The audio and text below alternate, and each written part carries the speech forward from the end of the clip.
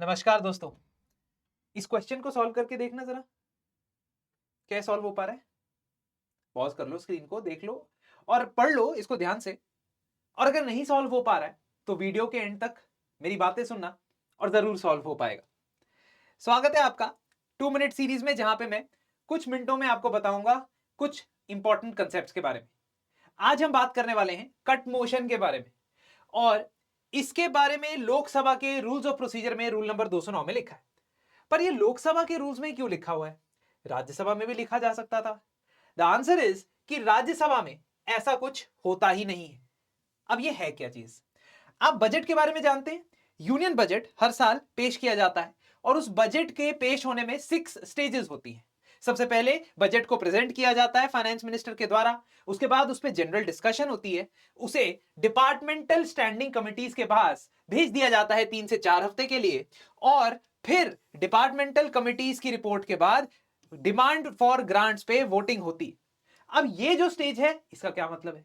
इस स्टेज पे जितनी भी मिनिस्ट्रीज हैं और उनके जितने भी डिपार्टमेंट्स हैं हमारे देश में, defence ministry, agriculture ministry, external affairs ministry, वो पैसा मांगती है कि भाई इस काम के लिए हमें इतना पैसा चाहिए, पार्लियामेंट प्लीज इसे अप्रूव कर दीजिए। और पार्लियामेंट से भी मेरा मतलब है Lok Sabha.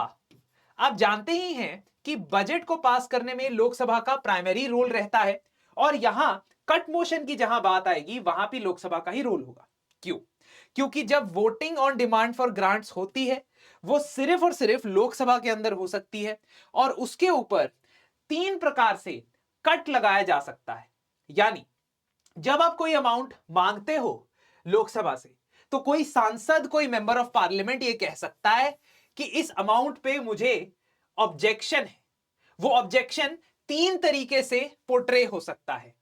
First method is called policy cut और डिसअप्रूवल ऑफ पॉलिसी कट। इसका क्या मतलब हुआ? इसका मतलब यह कि सांसद चाहते हैं, एमपी चाहते हैं कि जितना अमाउंट डिसाइड हुआ है किसी सर्विस के लिए, किसी पर्टिकुलर सेक्शन के लिए, किसी पर्टिकुलर स्कीम के लिए, उस अमाउंट को 1 रुपीज कर दिया जाए। That amount is changed to 1 rupee. इसको कहते हैं डिसअप्रूवल ऑफ पॉलिसी कट या पॉलिसी कट। इसका पर्पस क्या है? इसका पर्पस यह है कि मैं जिस पॉलिसी में पैसा लगाया जा रहा है उस पॉलिसी के ही खिलाफ हूं, उसमें एक भी रुपया नहीं खर्च होना चाहिए।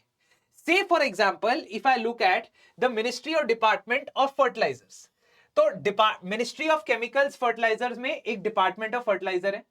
इस डिपार्टमेंट ऑफ फर्टिलाइजर का एक डिमांड है कि उसे यूरिया सब्सिडी के लिए 2024-25 बजट के अंदर 1,19,000 करोड़ रुपए चाहिए। 1,19,000 crore rupees it requires for urea subsidy to provide it to farmers. अब मान लीजिए मैं as a member of parliament चाहता हूं कि ये यूरिया सब्सिडी देनी नहीं चाहिए, तो मैं कहूंगा कि 1,19,000 की जगह इसे 1 रुपी कर दिया जाए, चेंज कर दिया जाए इसको। That is called disapproval of policy cut. दूसरा तरीका जिससे मैं बता सकता हूं कि I want to change this particular demand for grant is called economy cut. Economy cut पे मैं दोबारा इसी एग्जांपल से आपको समझाऊंगा। अब इस यूरिया सब्सिडी में मैंने मांगे हैं 1,19,000 करोड़ रुपए। मैं चाहता हूं कि instead of 1,19,000 you give only 50,000 crore rupees, यानी reduce this by a specific amount. Why? Because you think कि इतनी सब्सिडी देने की जरूरत नहीं है। Economically it's not good decision to spend so much money. You can move this motion, which is called economy cut. And the last is when you just have to oppose the government. आपका काम है कि आप government को oppose करें, चाहे वो किसी भी मामले में क्यों ना हो, और इसके लिए आप टोकन कट मूव करते हैं। As a member of parliament आप टोकन कट मोशन मूव करते हुए ये कहोगे कि जो ये डिमांड है इसे 100 रुपए से रिड्यूस कर दिया जाए। Reduce the value of the demand by just 100 rupees. तो कोई 10 करोड़ रुपए मांग रहा है तो उसमें से 100 रुपए कम करके उसको दे दो। ये मेरा एक्सपेक्टेशन है जब मैं टोकन कट मूव करता हूं।